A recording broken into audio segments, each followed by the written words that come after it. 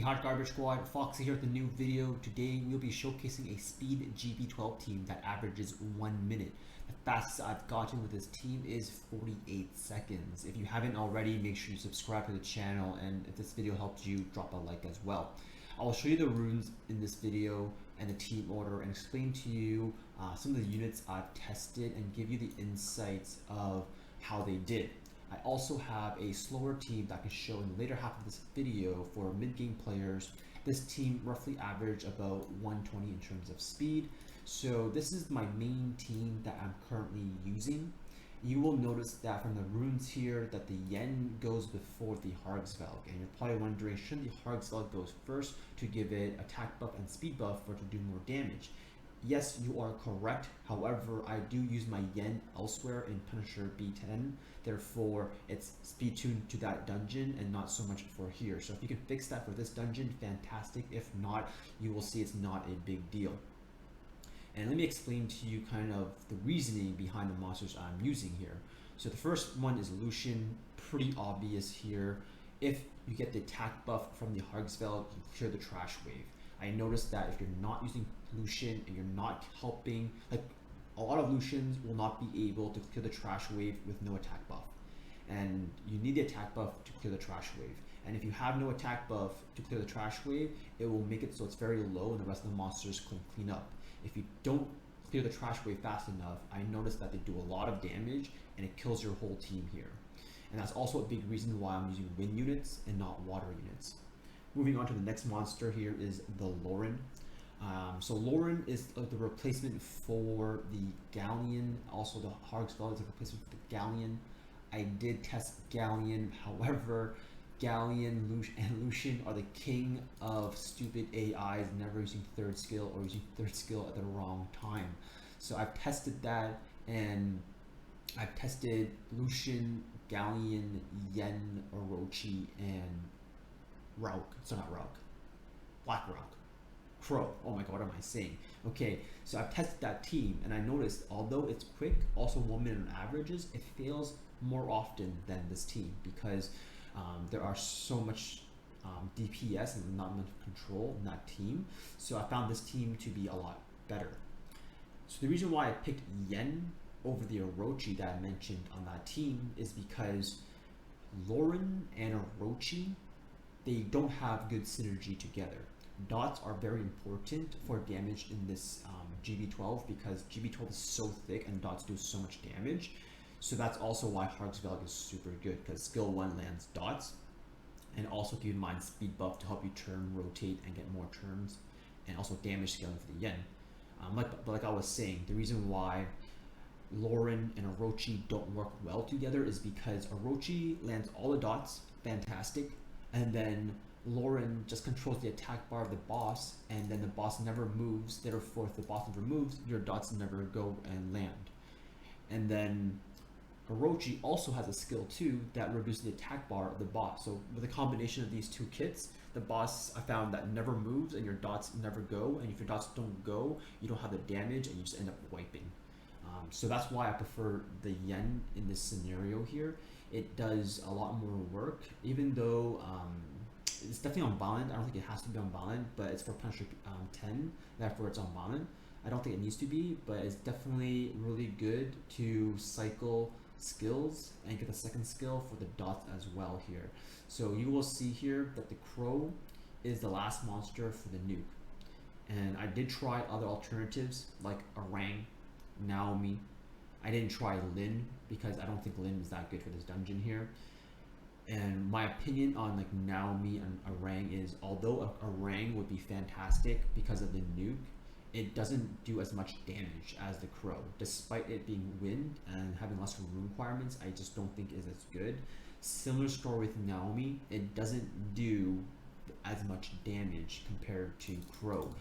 You will see Crow goes last on the team. And with Crow going last on the team, this skill does more damage with more beneficial effects here. And you will see that with all of those dots and possibly branding from the Hargsvelg, he's going to do a lot of damage. So with this will be my last run of showcasing this speed team. and moving on to more of a mid-game focused one that I did test as well. So I think all of these units are definitely obtainable if you're a mid-game late game player. If you are a early game player, obviously this dungeon will not be being cleared in a minute, 2 minutes for you. You're probably doing this in like 3-4. And a lot of people have asked me, should I farm GB10 fast or farm GB12 slowly? I would highly suggest you farm GB12 slowly because crystals are valuable, but also because the drop rate in GB12 is significantly higher than GB10. So if that is you and you're watching this video, I highly suggest you do that here. So we have a slow block, we have a slow defense break, no dots yet, but we have 3 debuffs so far for the crow to land the nuke, and as I say that, he doesn't even nuke it, but I think you guys get the point just based off the runs I have showed you here. I don't have any dots here, and you will see that it makes it sometimes, if you don't have the dots, it can be a bit challenging here. So anyways, let's go ahead and move to the other part of this video. So this team is the mid-game focus team, and I'll explain to you the turn order as well. The first monster that goes is the Lucian. As you can see, nothing too crazy, but it's definitely going to be only on violent because the mid boss has a really high resistance check, and if you miss it, you do need a violent proc to land a debuff because that is crucial. And then the next monster that goes right afterwards is the Fran. You can definitely see my Fran is not fast at all. It just has high resistance. I don't think you need high resistance because of immunity. I was testing this for something else, but these runes work as well here. It just needs to be beefy and a little bit speedy to give you immunity. And then we have the third unit will be the Lucian. Your Lucian doesn't need to be this powerful. It just needs to be powerful enough with attack buff to almost clear the trash wave. If you don't clear it, that is why we have Sigmarus. Sigmarus has another AoE. So the formula is basically, if you don't have a Sigmarus, if another AoE like a Lagmaron, that also works. So Lucian amps and then he goes. And then this one is the same as before, fat nuke at the end. And in this situation, I do think that Naomi, Orang, Luna, or like a Lin, those have the percentage damage nukes, right? However, I haven't tested them, but in theory they should work. This team is, I would say, a minute 30. The Sigmarus is very good because not only does it have HP scaling damage, but because a lot of mid-game players may not have the rune quality to have HP to survive, but also damage, that really helps you mitigate that. If you don't need the HP lead from Sigmarus, then use the Lucian lead. But I did find that both leads don't make too much of a difference in the grand scheme of things.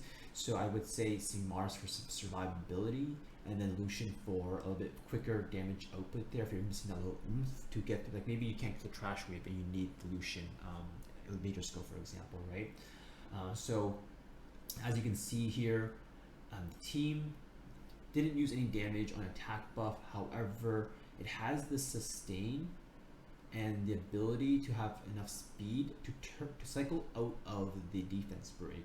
So the support units living is the huge part. Even if one of your DPS unit dies, you have sustain from Lauren Fran to help you recover. So it's a really safe team, and it's hard for you to go wrong using this team. This is the start of the GB10 team, and you can apply it to GB12. However, the biggest difference is the speed check required. Information hasn't been data mined yet, so people are just testing based off trial and error. So there's no exact number we have yet at the point of this video, at least. And that number to go before the trash wave is plus 70 speed. So I think 170 speed, and that's assuming that you have max towers on your monsters. Do correct me if I'm wrong from the information I have, or in the future if you're watching this video, if it's data mined, what the speed is to go for the trash wave. So it's really important that you don't get cut by the trash wave, because if, let's say, you get cut by the trash wave and your Fran didn't pop immunity, the trash waves can stun your whole team, and then by getting stunned, you lose cooldowns and you mess up the turn cycling orders. And it's pretty huge also because you might die or you may not sustain back up. So definitely make sure you're above that speed cap. to ensure that you're speed tuned and the trash waves don't destroy you. So I definitely would say this is a very safe team. I don't think I've even failed with this, but like I said, I've seen that 130. I'm not very happy with that 130, and therefore I made that first team. If I have to sacrifice maybe 3-5% in terms of safety, I think it's worth it for me because I have so many crystals for me to refresh in order to keep farming, and time is of the essence for me. For a lot of you guys who are free to play or don't have crystals because you don't siege farm, running that safe team is your best bet here. If this video helped you, make sure you leave a like, comment, and subscribe to the channel.